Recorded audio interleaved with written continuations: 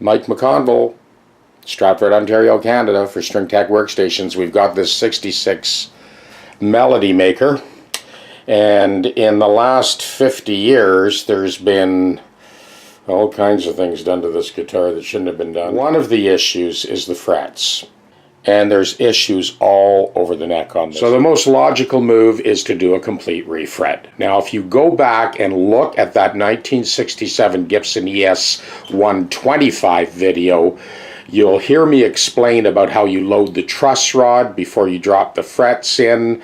You're going to get a front row seat on that, because when I'm done this one, you will have complete adjustability on the truss rod and tons of real estate on the frets with those. To try and intonate a guitar like this is next to impossible, because the strings are not fretting in the center of the crown, and that's another reason why we're doing a complete refret. When we're done, all of those strings will fret dead center, and that is going to do wonders for the intonation on this. But just to illustrate, we've got multiple spots all over the neck. If I put this longer straight edge in like so, if you remember that fairly recent video, the ES 355 that Jim drove up from New York to drop off, I did this same trick then. So we got that feeler gauge, as you can see. I've got this neck adjusted as good as it can be adjusted. Because we're doing a complete refret, we are going to correct the lay of the fingerboard before we put the new frets in, and then this will not be an issue any longer. So we'll do it once, we'll do it right, and it'll be end of story.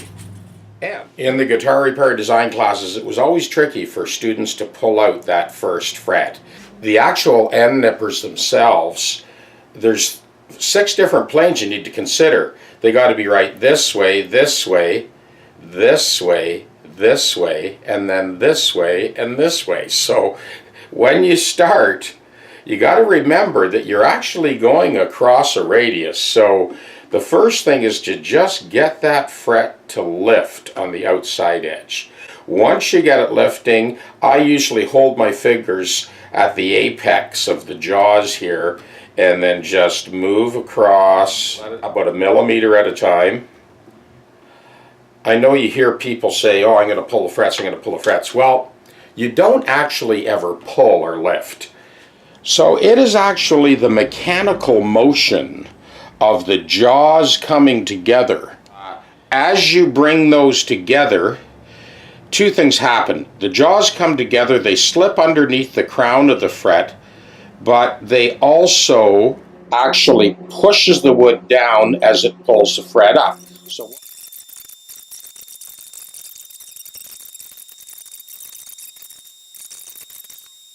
earlier, you see how flat that crown is?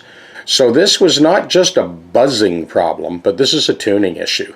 So once the new 51100 frets are installed, this thing will tune perfectly. You just wait and see.